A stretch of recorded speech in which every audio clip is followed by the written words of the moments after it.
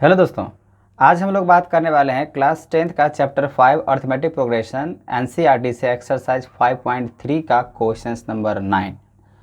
Question number 9 कह रहा है if the sum of seventh term of an AP is 49 and that of 17 terms is 289, find the sum of n terms. मतलब हमको यहाँ पे sum find करने nth term का। यहाँ पे ये एन का वैल्यू नहीं दिया हुआ है जो 2 टर्म का फाइंड करना है या 3rd टर्म का या 10 टर्म का, यहाँ बोला कि nth टर्म का फाइंड करना है। तो चलिए इसको हम लोग बनाते हैं। बहुत ही आसान क्वेश्चन दिया गया है। तो पहले मान लेते हैं let A be the first term, A को हम मान लेते हैं first term and D is the common difference. ठीक है, ये कॉमन डिफरेंस हम मान लिए। अब यहाँ पे क्वेश्चंस में अगर देखें तो क्या दिया हुआ है, सेवंथ टर्म। सेवंथ टर्म का मतलब होता है यहाँ पे, लेकिन सेवंथ टर्म क्या चीज़ है, nth टर्म वाला सम नहीं है, सम ऑफ द सेवन टर्म दिया हुआ। मतलब यहाँ पे S7 इक्वल टू दिया हुआ है 49 दिया हुआ है। एंड वही अगर बात करें तो 17 सम ऑफ 17 टर्म दिया हुआ है 289 दिया हुआ है। और इससे हम लोगों को जो है ना nth टर्म का वैल्यू फाइंड करने हैं। तो चलिए हम लोग फाइंड करते हैं। तो सबसे पहले यहाँ पे S7 जो हम लोग जानते हैं, जो SN जो सम फार्मूला होता है वो क्या होता है n/2, फिर यहाँ पे 2 times of a plus n-1 और d। ठीक है ना, यही होता है n टर्म के लिए।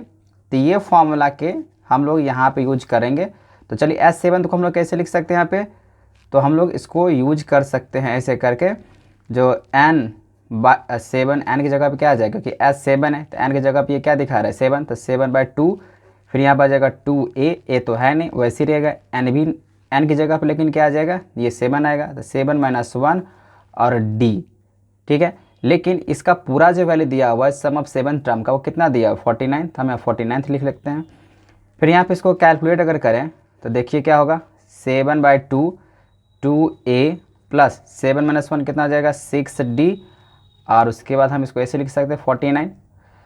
तो बस यहाँ पे एक थोड़ा सा जो है ना कैलकुलेशंस की ज़रूरत पड़ेगा। तो देखिए हम इसको ऐसे लिख सकते हैं 2a plus 6d equals to, ये जो 49 लिखा हुआ है अगर हम उसको उस तरफ लेके अगर जाएं तो क्या हो जाएगा 49 इंटू 2 ऊपर चला जाएगा 7 नीचे आ जाएगा, है कि नहीं। तो इसको इससे कटा देंगे तो 7 हो जाएगा।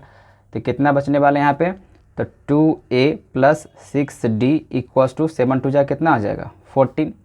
इसको हम लोग और रिड्यूज कर सकते हैं। इसमें अगर 2 कॉमन अगर ले लें तो क्या बचेगा a plus 3d equals to 14। इसको इससे कैंसिल कर लेंगे तो a plus 3d equals to 7। इसको मान लेते हैं फर्स्ट इक्वेशन। अच्छा, इस सब में जो है ना इम्प्लाइड यहाँ पे चलते जा रहा है, बस ये आप समझिए। ये तो हुआ फर्स्ट जो दिया गया था S some of 7th term का 49, हमने इसको इस तरीके से लिख लिया।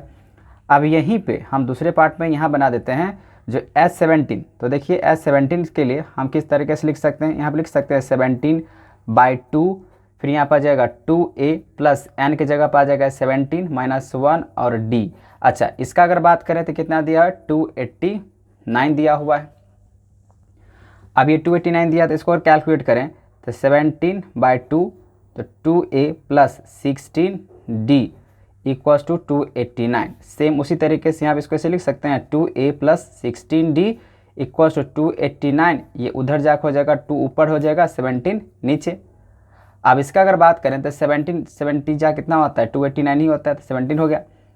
तो इसको हम इस तरीके से लिख सकते हैं 2a plus 16d equals to 17 2 जा 34। यहाँ पे बात समझ में आ रहा है, ये दोनों टर्म दिया हुआ है सम अप का, और हम लोग ये वाले फॉर्मूला पे इसको एक्सपेंड कर रहे हैं। यहाँ पे 2 कॉमन और ले सकते हैं तो a प्लस कितना बचेगा 8d इक्वल्स टू 34। इसको कैंसिल करेंगे तो a plus 8d equals to कितना बचेगा 17। ये हो गया सेकेंड इक्वेशन। अब यहाँ पे हम लोग ये सेकेंड इक्वेशन और फर्स्ट इक्वेशन है, तो हम यहाँ पे अभी दोनों इक्वेशंस को क्या करेंगे सब्ट्रैक्ट करेंगे। तो चलिए यहाँ पे लिखते हैं on subtracting equation first from equation second. ठीक है, इक्वेशन सेकेंड। तो देखिए ये है सेकेंड इक्वेशन, तो a plus 8d equals to 17। देखिए हम इसको एलिमिनेशन मेथड से आपको समझा दे रहे हैं इस तरीके से, तो हम यहाँ पर डायरेक्ट भी लिख सकते हैं अगर सब्ट्रैक्ट किए हैं तो, है ना। अगर सब्ट्रैक्ट कर रहे हैं देखिए तो माइनस लगा दिए, प्लस है तो माइनस हो गया, प्लस है तो माइनस, ये कैंसिल हो जाएगा। 8D में से 3D गया तो कितना बचेगा 5D। यहाँ पे 70 में 7 गया तो कितना बचेगा, यहाँ पे 10 बचेगा, है नहीं। इसको कैंसिल करेंगे तो D की वैल्यू कितना निकल गया 2, तो कॉमन डिफरेंस निकल गया 2। अब जब D निकल गया, अब हम लोग क्या करेंगे, A निकालेंगे। तो हम यहाँ पे लिखते हैं put D equals to 2 in equations first.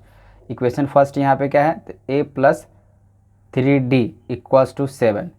तो A निकालना है तो A प्लस 3 और D की वैल्यू कितना, तो 2 इक्वल्स टू 7। तो A plus 6 equals to 7, A का वैल्यू निकल के आ जाएगा 1, क्योंकि आप इसको सब्ट्रैक्ट करेंगे तो एक वैल्यू निकल के आ जाएगा। तो यहाँ पे A भी निकाल लिए और D भी निकाल लिए। अब क्वेश्चन में बोला गया सम ऑफ nth टर्म्स यूज करना है। तो सम ऑफ nth टर्म्स अगर यूज करना है तो इसको हम लोग कैसे बनाएंगे, तो चलिए इसको भी हम बनाते हैं। तो इसके लिए चलिए यहीं पे सबसे बेटर ऑप्शन है, तो यहाँ पे देखिए सम ऑफ nth टर्म, तो n सम का फॉर्मूला होता है सम ऑफ n टर्म का n/2 2 times of A plus n-1 और D, यही फॉर्मूला होता है। तो यहाँ पे n के जगह पे n ही रहेगा, 2 इंटू A की जगह पे कितना आएगा 1, प्लस n की जगह पे n ही रहेगा -1, और D की जगह पे कितना आ जाएगा 2। बस आपको ये सम ऑफ nth टर्म में रखने हैं और कुछ नहीं। तो n/2, फिर यहाँ पे 2 को 1 से मल्टीप्लाई करेंगे 2, और फिर इसको 2 से मल्टीप्लाई करें तो 2n माइनस कितना हो जाएगा 2। अब ये 2 प्लस में है, ये माइनस में, ये कैंसिल हो जाएगा तो कितना बचेगा n/2 इंटू 2n। इस 2 से इस 2 को कैंसिल कर सकते हैं आप, तो n बचा, और n को n से मल्टीप्लाई करेंगे तो n²। तो आपका यही आंसर होगा। तो सबसे पहले ये दोनों इक्वेशन से आपको क्या करना है, A और D निकाल लेने हैं। और सम ऑफ nth टर्म की बोला गया है, तो सम ऑफ n टर्म का फॉर्मूला होता है n/2 2 times of A plus n-1D। तो यहाँ पे D और A के वैल्यू पुट कर देंगे, n एज इट वैसे ही रहेगा क्योंकि यहाँ पे सम ऑफ n टर्म्स का पूछा गया है, ठीक है ना।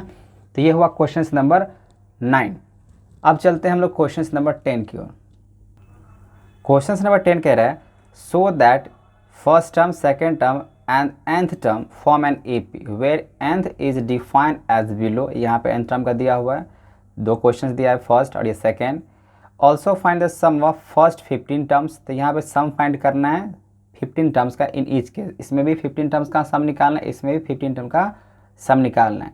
लेकिन यहाँ पे क्वेश्चन से अब ये होता है जी यहाँ पे A कितना होगा और D कितना होगा, मतलब फर्स्ट टर्म क्या होगा और सेकेंड टर्म क्या होगा।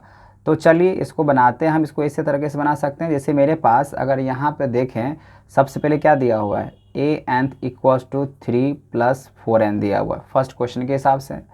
अगर यहाँ पे हम पुट करते जाएं n का वैल्यू, पुट अगर करते जाएं, मान लीजिए n का वैल्यू 1, तो 1 जैसे अगर पुट करते हैं, ध्यान से देखिए यहाँ पे A n इक्वल्स टू, अब an के जगह पर हम कितना पुट करना चाह रहे हैं 1। अगर 1 पुट करेंगे तो 3 + 4 इंटू 1, तो जो फर्स्ट टर्म होगा 3 + 4 इंटू 1 तो 4 होगा, प्लस यहाँ पे कर लेते हैं 3, तो कितना हो जाएगा 7। वही अगर मान लीजिए n का वैल्यू अगर 2 पुट करें तो यहाँ पे A2 हुआ, तो क्या हो जाएगा 3 + 4 इंटू 2, तो 3 + और 4 2 जो यहाँ पे 8 हो जाएगा। तो जो सेकेंड टर्म है वो कितना निकल कर आ जाएगा 11, ठीक है। इस तरीके से और आप जितना हो सके उसको निकाल सकते हैं। मान लीजिए हम n की वैल्यू 3 रखते हैं, वैसे हम 3 ही निकालेंगे क्योंकि यहाँ पे सोन दिया हुआ है। हम इसी से पता, जब फर्स्ट टर्म सेकेंड टर्म निकल जाएगा तो ये हो जाएगा फर्स्ट, मतलब A के वैल्यू माना जाएगा, इसको हम फर्स्ट टर्म बोल सकते हैं, ठीक है ना। और यहीं पे A2 सेकेंड टर्म हो जाएगा। जब सेकेंड टर्म फर्स्ट टर्म दिया हुआ है तो हम लोग इससे क्या कर सकते हैं, इससे हम लोग कॉमन डिफरेंस निकाल सकते हैं, है कि नहीं। तो आप चाहें तो यहाँ पे 3 निकालें या 2 निकालें, कोई फ़र्क नहीं पड़ता है। तो आप 2 से भी निकाल के चल सकते हैं। क्यों? क्योंकि यहाँ पे ऑलरेडी क्वेश्चंस पे गिवन दिया हुआ, ये AP के फॉर्म में ही दिया हुआ है, इसीलिए हमको चेक करने की ज़रूरत नहीं है जो कि यहाँ पे कॉमन डिफरेंस अलग हो जाएगा। ऐसा कुछ नहीं होने वाला है क्योंकि यहाँ पे ऑलरेडी लिखा हुआ है ये AP के फॉर्म में है। और जब AP के फॉर्म में है तो 100% श्योर हो जाइए यहाँ पे कॉमन डिफरेंस क्या होगा, सबका इक्वल ही आएगा। फिलहाल यहाँ पर एक और निकाल ही देते हैं। तो यहाँ पर क्या होगा 3 + 4 इंटू यहाँ पे 3, तो 3 + 4 3 जा कितना हो जाएगा 12। अब ऐड कर लीजिए 15। तो यहाँ पे ये A3, तो A3 जो थर्ड टर्म है 15 निकल के आ गया। अब यहाँ पे हम first term, second term, third term निकालिए। अब मुझे कॉमन डिफरेंस निकालना है। डी निकालने का फॉर्मूला क्या होता है, A2 माइनस A1 होता है। तो यहाँ देखिए कॉमन डिफरेंस A2 कितना माना जाएगा, 11, और फर्स्ट टर्म कितना माना जाएगा, 7। तो यहाँ पे 11 माइनस अगर 7 करते हैं तो कॉमन डिफरेंस कितना निकल कर आ जाएगा, 4। और यहाँ भी आप चेक कर लीजिए, थर्ड टर्म में से अगर सेकंड टर्म को माइनस करेंगे, 15 में से अगर 11 को माइनस करेंगे तो 4 ही आएगा ना, मतलब कॉमन डिफरेंस आपका 4 ही है, क्योंकि AP के फॉर्म में लिखा हुआ था। चलिए A और D निकालिए। अब हमको बोला गया फर्स्ट 15 टर्म्स फाइंड करने हैं, सम करने हैं, ठीक है। तो चलिए हम लोग निकालते हैं सम ऑफ n टर्म्स। अच्छा, सम ऑफ अगर n टर्म्स का यूज करते हैं तो फॉर्मूला क्या होता है, SN इक्वल्स टू n/2, फिर 2 टाइम्स A प्लस n-1, और यहाँ पर हो जाएगा D। तो कितने टर्म्स के लिए सम फाइंड करने के लिए बोला गया है, 15 टर्म्स का। तो यहाँ पे S15 इक्वल्स टू n के जगह पे कितना आएगा, 15/2, 2 टाइम्स A, एक वैल्यू यहाँ पे निकाल चुके हैं, यही जो फर्स्ट टर्म होगा जो 7 होगा, इंटू हो जाएगा 7 प्लस n कितना, तो 15 माइनस 1, और D यहाँ से निकाल चुके हैं जो कि कितना है, 4। इसको आप कैलकुलेट करने हैं तो इसको ऐसे लिख सकते हैं, 15/2, 7 2 जा 14, 15 माइनस 1 हो गया 14, और 14 4 जा 14, 4 जा हमको मल्टीप्लाई करने पड़ेंगे तो 56 हो जाएगा।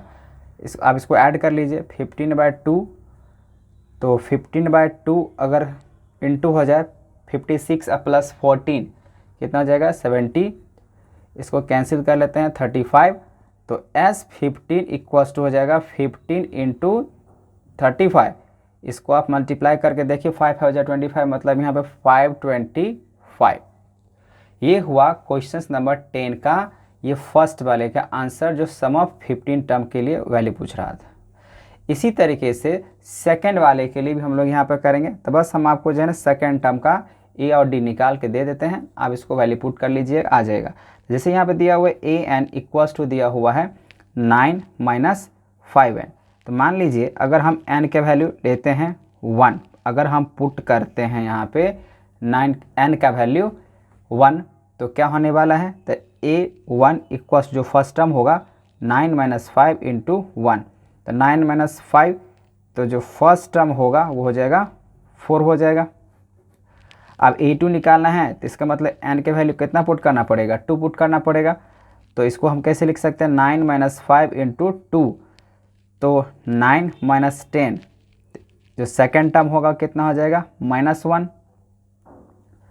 ठीक है, तो यहाँ पे -1 निकाल दिए, फर्स्ट टर्म सेकेंड टर्म इस तरीके से निकाल सकते हैं। अब मुझे कॉमन डिफरेंस चाहिए, तो कॉमन डिफरेंस देखिए, अगर आप लग रहा है इसमें जैसे यहाँ पे हम 2 निकालते तब भी आ जाता है, और ये 3 निकालें या 2 निकालें, हमको 2 कम से कम से निकालने पड़ेंगे, क्योंकि कॉमन डिफरेंस पता करना है।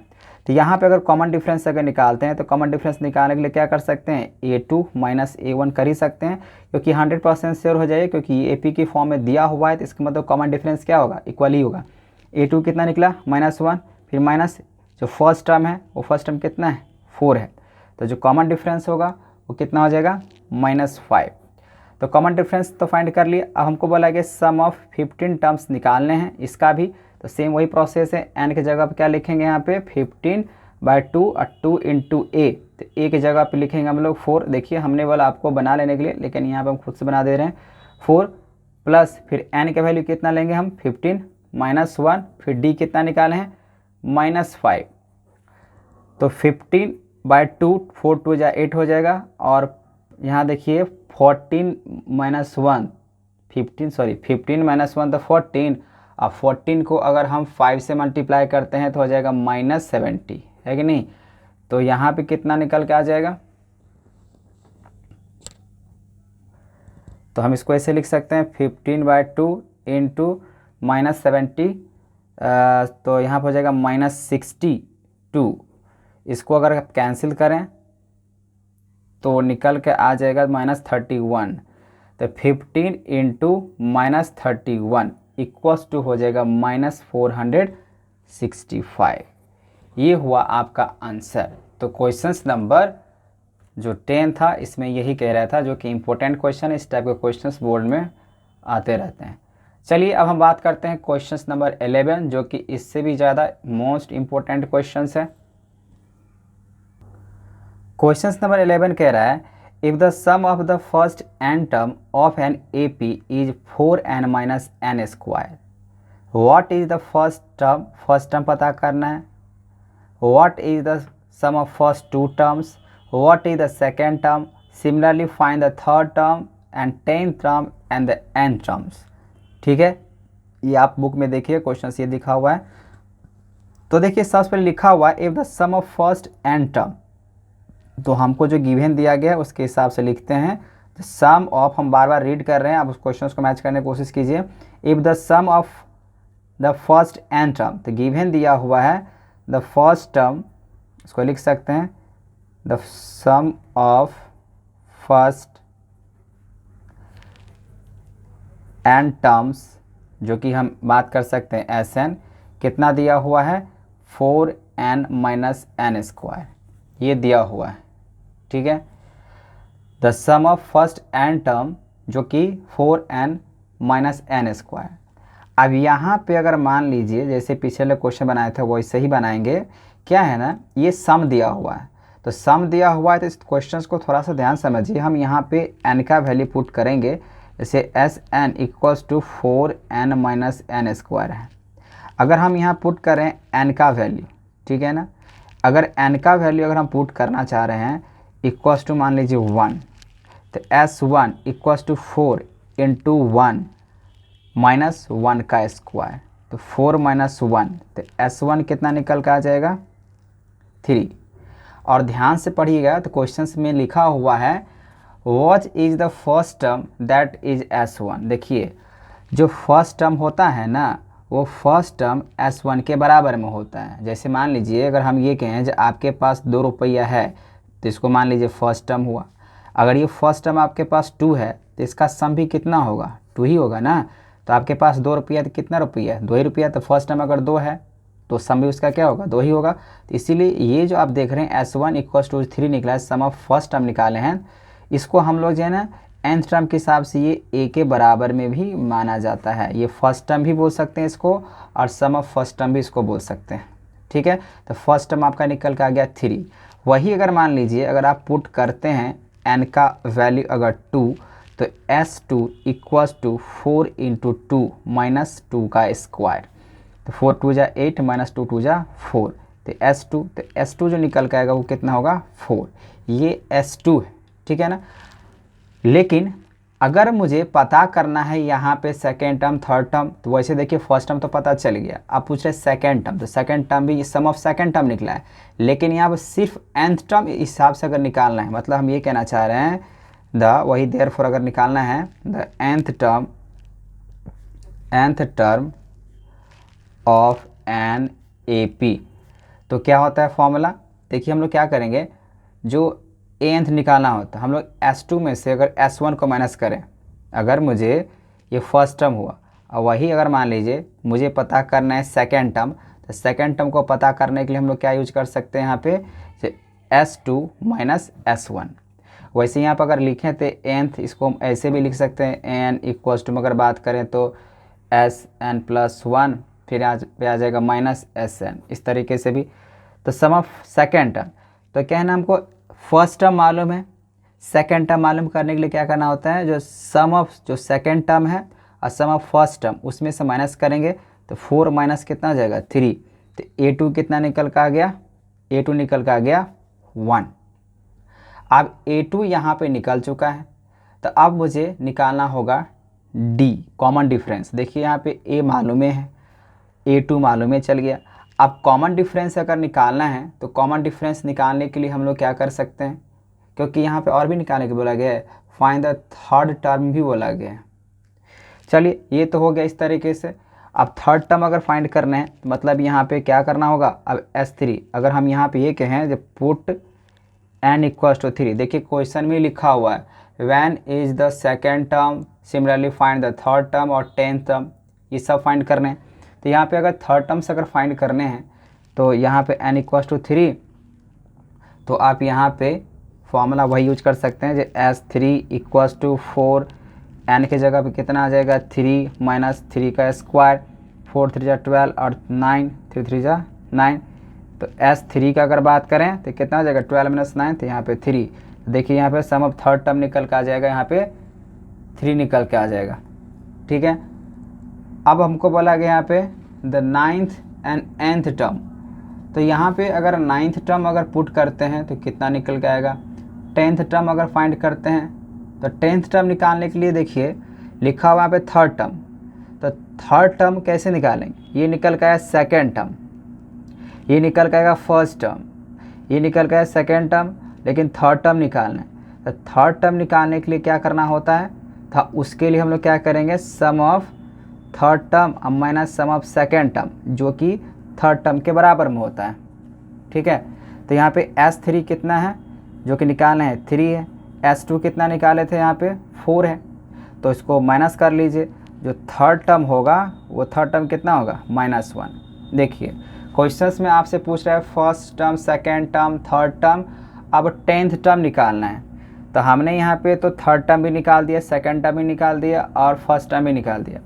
अब अगर 10th टर्म अगर निकालना है तो 10th टर्म निकालने के लिए आपको पहले 9th टर्म भी निकालना पड़ेगा। तो चलिए पुट कर लीजिए यहाँ पे, मतलब 9th टर्म का बात नहीं है, SN, N के जगह पे हम 9 अगर वैल्यू पुट करते हैं उसका बात कर रहे हैं, तो S9 इक्वल्स टू, यहाँ पे इक्वेशन है 4n, तो 4 इंटू कितना हो जाएगा 9 माइनस 9 का स्क्वायर, तो 9 4 जा 36 माइनस 9 9 जा 81, तो S9 कितना निकल का आ जाएगा यहाँ पे -45। अब यहाँ पे अगर आपको निकालना है 10th टर्म का वैल्यू, 10th टर्म का ये 10th टर्म हुआ, ये थर्ड टर्म हुआ, ये सेकंड टर्म हुआ और ये फर्स्ट टर्म। तो 10th टर्म का निकालने के लिए हम लोग को क्या करना पड़ेगा, S10 माइनस S9, तो सम ऑफ 10th टर्म का वैल्यू। अच्छा ये तो निकाले नहीं, तो उसके लिए हमको S यहाँ पे n का वैल्यू 10 भी पुट करना पड़ेगा, तो S10 इक्वल्स टू 4 इंटू 10, तो 10 और फिर यहाँ पर हम लोग लेंगे माइनस 10 का स्क्वायर, तो 40 माइनस 10 का स्क्वायर 100 हो जाएगा, तो S10 कितना निकल के आ जाएगा, तो -60। देखिए बस इस इक्वेशंस पे जो आप यहाँ पे देख रहे हैं ना, इसी पे वैल्यू आप पुट करते जाइए। अब जैसे n के वैल्यू 1 पुट किए थे फर्स्ट टर्म निकला, 2 पुट किए थे यहाँ पे सेकंड टर्म निकला, वैसे 3 पुट करेंगे तो थर्ड टर्म निकलेगा, 4 अगर 9 पुट करेंगे तो 9 टर्म निकलेगा, और 10 पुट करेंगे तो 10 टर्म निकलेगा सम का। लेकिन अगर मुझे यहाँ पे बोला जा रहा है 10th टर्म और थर्ड टर्म, तो थर्ड टर्म निकालने के लिए क्या करना होता है, S3 माइनस S2 करना पड़ेगा, और 10th टर्म निकालना अगर है तो मुझे S10 माइनस S9 करना पड़ेगा। तो उसके लिए मुझे यहाँ पे n की वैल्यू 10 लेना पड़ा और 9 लेना पड़ा, तो S10 की वैल्यू कितना है, -60 है। उसके बाद S9 का वैल्यू कितना है, तो -45 है। तो इसको अगर देखें तो -60 माइनस कितना आ जाएगा, +45। तो यहाँ पे 10th टर्म का अगर वैल्यू का अगर बात करें तो माइनस करके यहाँ पे देख लीजिए कितना निकल कर आ रहा है, तो -15 आ रहा है। अब ये हो गया। अब हमसे क्वेश्चन पूछ रहा है जब nth टर्म का वैल्यू पता कीजिए, nth टर्म का सम ऑफ अगर बात करें यहाँ पे nth टर्म के वैल्यू पता करना है, तो अब लास्ट कह रहे हैं nth टर्म के लिए, देखिए n इक्वल्स टू -1, तो इसी वाले फॉर्मूला रखेंगे पहले n-1, क्योंकि हम आप देखेंगे रिवाइंड करके तो हमने आपको बताया था जो अगर nth टर्म ऑफ AP निकालना है सम से, तो an इक्वल्स टू क्या होता है, Sn+1 माइनस Sn होता है, उसी वाले फॉर्मूला निकालना है। तो n की जगह पर यहाँ आप क्या रखेंगे, n-1 माइनस फिर यहाँ पर रखेंगे n-1 का होल स्क्वायर। तो इसको अगर हम कैलकुलेट करते हैं तो देखिए कितना निकल के आएगा, 4n-4 माइनस इसको कैलकुलेट करते हैं तो डायरेक्टली लिख देते हैं n² प्लस 2n माइनस 1। तो अब यहाँ पे Sn-1 का वैल्यू कितना निकल, 4n प्लस 2 तो हो जाएगा 6n, ठीक है, और माइनस n ही यहाँ पे, तो इसको अरेंज करना पड़ेगा, -n प्लस हो जाएगा 6n और माइनस हो जाएगा 5, ये Sn-1 के लिए। अब मुझे यहाँ पे निकालना है, देखिए Sn तो दिया गया है, ये Sn हुआ, इसमें अगर n-1 की वैल्यू ली है तो यहाँ पे आ गया, और वही है मुझे अगर nth टर्म्स निकालना है, क्योंकि बोला गया nth टर्म्स में निकालो, तो n टर्म्स के लिए क्या हम लोग लिखते हैं, तो Sn माइनस Sn-1।